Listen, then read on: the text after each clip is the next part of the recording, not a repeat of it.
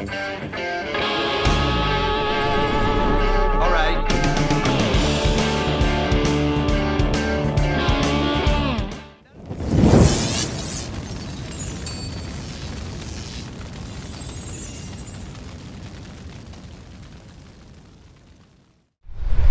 You know, you're going to be hard pressed. They'll talk this, that, and the other, and blah, blah, blah. But you know, nobody can deny the fact that, hands down, Red Rocks is the #1 rock venue in America. That's it. There's no getting around it.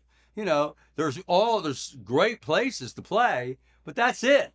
Well, I got to do a rock show there with Stevie Guitar Miller. You can't get any more rock and roll than that. It rains in the Red Rocks every time they play because it's up in the mountains, right?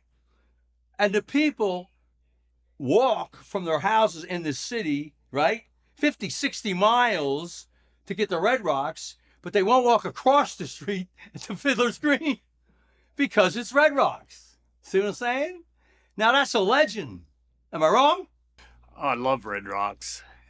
I think for the artist, it's probably one of the best venues in the country, if not the world.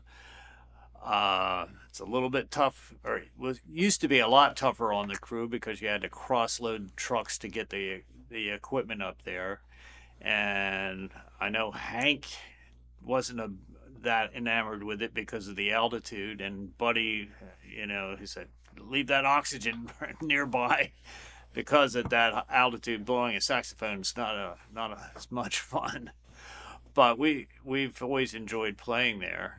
And that night, right in the middle of Who Do You Love, something went crazy with the PA, and it's just this loud noise that was knocked you off your feet went on, and then they finally stopped it. But when I never found out what caused it, but it was unbelievably loud. I mean, that was probably the downside or the negative of that particular show, but generally everything at Red Rocks has always been a good show. I love going there to perform. I remember walking out on the stage there, and I just knew that I was standing on the same stage as the Beatles. The Beatles played there. All these people had played there. And I'm going, what the hell am I doing here? You know? It's just being there, you know, for me, and just knowing that, you know, I'm playing on the stage where all these great other bands and people have played on it. So the whole day just kind of blew my mind, you know.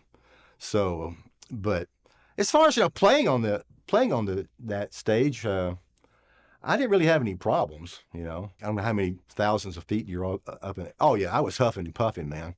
You know.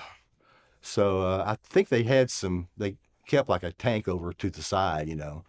But yeah, you do huff and puff. That's for sure. So you get just a little lightheaded, you know, so watch out if you're a horn player.